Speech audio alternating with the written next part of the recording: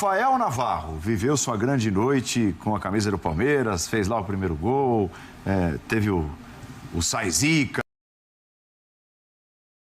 É um cara que precisa mostrar serviço, foi contratado e o Palmeiras até imaginava talvez a contratação de um 9 de mais impacto, mas trouxe o Rafael Navarro e pelas poucas atuações o torcedor já olha meio desconfiado para ele. Aí pinta uma noite de Libertadores, né? É aquilo que vocês estavam dizendo. Ah, mas o adversário é fraco, mas não é o time sei lá da onde no Campeonato Paulista. Mas poderia ser um adversário mais complicado para equipes não tão estruturadas. E a estrutura do Palmeiras tornou esse adversário, que não é grande coisa, é verdade, mas contra um adversário desestruturado, daria um outro jogo. Mas foi contra um o Palmeiras ao centroavante, né? Então, a mudança no intervalo, a gente está vendo ali o Verón, vários lances, uma bola que vem da direita, ele com o gol vazio, pá, para fora. Aí no intervalo, assim, Navarro, né? É hoje que você vai... Você põe um cara ali na área. No gol que ele fez ali, um dos gols, ele cai, a bola passa, ele cai, a bola vai na linha de fundo, e agora que ele levanta, ele tá sozinho, ele sobe, ele dá aquela... abre o compasso, faz o movimento, pá, caixa. É uma ingenuidade de uma defesa que um centroavante explora. E isso foi observado no primeiro tempo, que era um Palmeiras que dominava a área e faltava justamente isso. E esse gol é depois de um gol perdido, esse que a gente está vendo. Quer dizer, as oportunidades foram várias. A leitura da comissão técnica é: hoje vamos de centroavante, é o dia, ou à noite. E ele saiu com 2 gols. Fantástico. Em 2 finalizações, ganhou 3 disputas aéreas de 6 jogadas. Tá, então, aproveitando o gancho, de repente, Vitor Birner, pode ser um pontapé inicial para que o Palmeiras tenha um 9 quando precisar dele, que possa funcionar em momentos como o de hoje? Ele tem uma característica que os outros jogadores não têm. Ele não é o jogador para ser, digamos assim, um jogador de referência nos principais jogos do Palmeiras. Mas ele ganhando rodagem, o Palmeiras quando o contratou sabia que ele não estava pronto. Tenho certeza absoluta disso. Mas também acreditava, e acredita, creio eu, que ele vai desenvolver o seu futebol dentro do Palmeiras. Como outros jogadores já desenvolveram, né? O próprio Veiga, por exemplo, era um jogador antes e com o Abel se transformou em outro jogador. Então ele pode ser útil. Para que ele seja útil, ele precisa começar por algum lugar.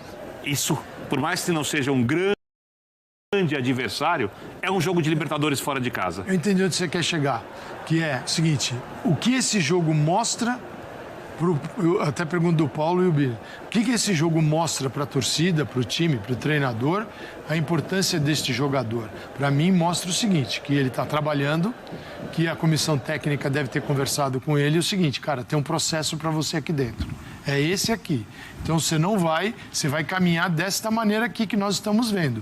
Esse aqui é o time principal, veja o que ele conquista. Você topa iniciar as ideias, os processos, do jeito que a gente acredita? É a opção que ele tem. Sim. Né?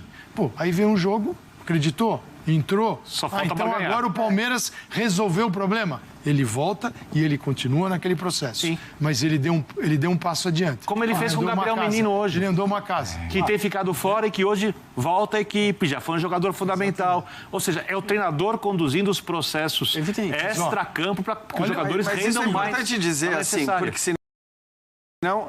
ele não foi contratado para ser o camisa 9 do Palmeiras. Ele não foi contratado para ser o centroavante. Em nenhum momento o Palmeiras disse: esse cara chegou para ser o 9. Mas ele é o único que tem hoje, né? Não, ele é o único que tem porque o Daverson vai embora. Exatamente. E tudo mais. Mas assim, é importante também que a gente contextualize, né? A contratação dele foi feita olhando para frente. Mas ele precisa passar a ser útil, Jean. Não, eu sei. Esse jogo pode ser um começo. Não, é óbvio. Eu não estou discutindo isso e falei, para mim, ele merecia o prêmio do melhor em campo pela questão simbólica também, porque aquilo que aconteceu nesses 503 minutos que ele jogou antes da partida de hoje, também não era o Rafael Navarro que a gente tinha visto no Botafogo. Então, evidentemente, tinha uma coisa ali pesando, o pênalti que ele tinha perdido pesou. É claro que ele não era aquele jogador que a gente tinha visto até então.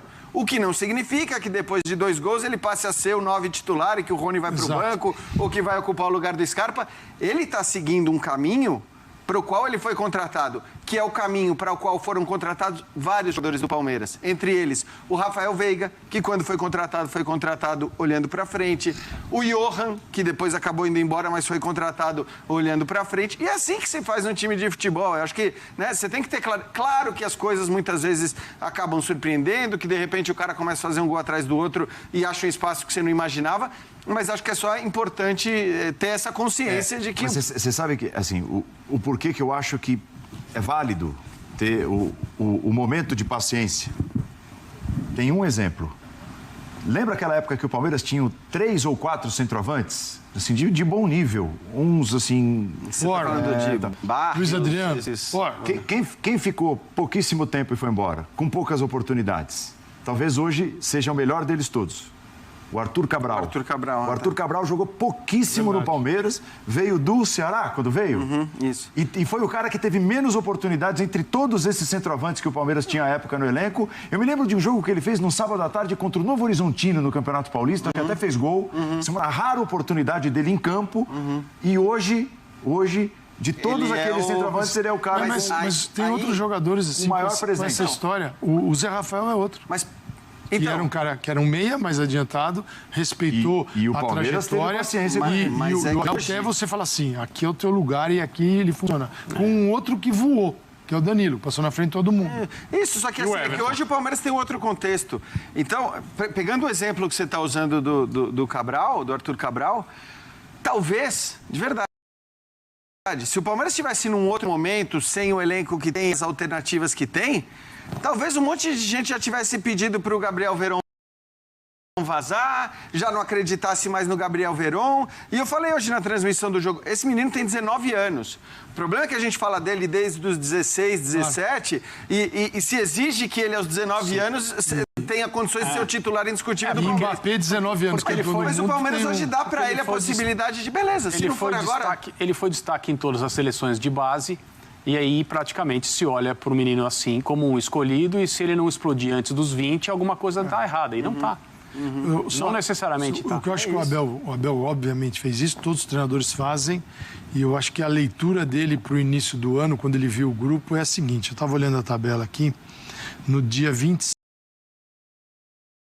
O Abel, obviamente, fez isso, todos os treinadores fazem, e eu acho que a leitura dele para o início do ano, quando ele viu o grupo, é a seguinte: eu estava olhando a tabela aqui, no dia 26 de maio, 25, 26, acaba a última rodada da fase de grupos, maio. No dia 29, pode ser desmembrada a tabela para o dia 28 e tal, mas vou ficar com as datas do jeito que elas estão. No dia 29, será disputada a 8ª rodada do Brasileiro. Então, até o término da fase de grupos da Libertadores, teremos 8 jogos do Campeonato Brasileiro. Sim, uma conta que não é exata, dá 1/5 ali do Brasileirão.